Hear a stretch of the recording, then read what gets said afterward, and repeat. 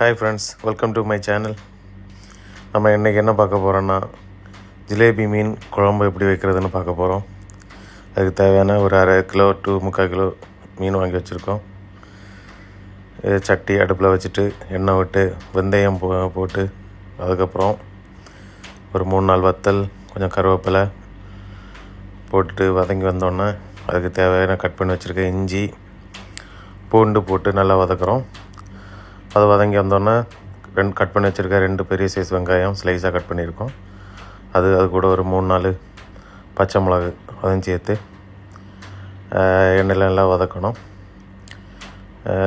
இது வெங்காயம் எல்லாம் நல்லா பொன்னிறமாக வதங்கி வந்த அப்புறம் நம்ம அதுக்கு தேவையான மசாலா லைட்டாக கொஞ்சம் மஞ்சத்தூள், மல்லித்தூள், மிளகாய்த்தூள் 3 சேர்த்து எண்ணெயிலே ரொம்ப அந்த ஸ்மெல்லும் போகிற வரைக்கும் நல்லா வதக்கணும். வதக்கிட்டு நம்ம ஒரு நெல்லிக்காய் சைஸில் புளி எடுத்துருக்கோம். அதை கரைச்சி அதில் விட்டுட்டு அதுக்கு பிறகு நமக்கு கொஞ்சம் தேவையான தண்ணி விடணும். தண்ணி, உப்பு எல்லாம் போட்டுட்டு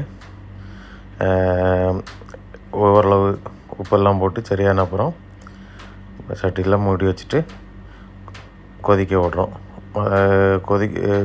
இது மசாலெல்லாம் குழம்பெல்லாம் கொதித்து வந்தோன்னா நம்ம கட் பண்ணி வச்சுருக்க மீனை சேர்த்துக்கிறோம். மீனெல்லாம் சேர்த்துட்டு ஒரு 5 to 10 minutes மீடியம் ஃப்ளேமில் வச்சு நல்லா வேக விடுறோம்.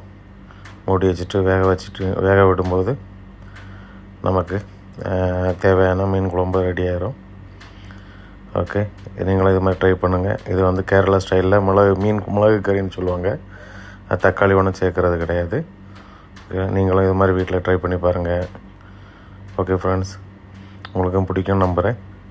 உங்களுக்கு பிடிச்சிருந்தா நம்ம சேனலில் லைக் பண்ணுங்கள், கமெண்ட் பண்ணுங்கள், ஷேர் பண்ணுங்கள். தேங்க்யூ ஃபார் வாட்சிங்.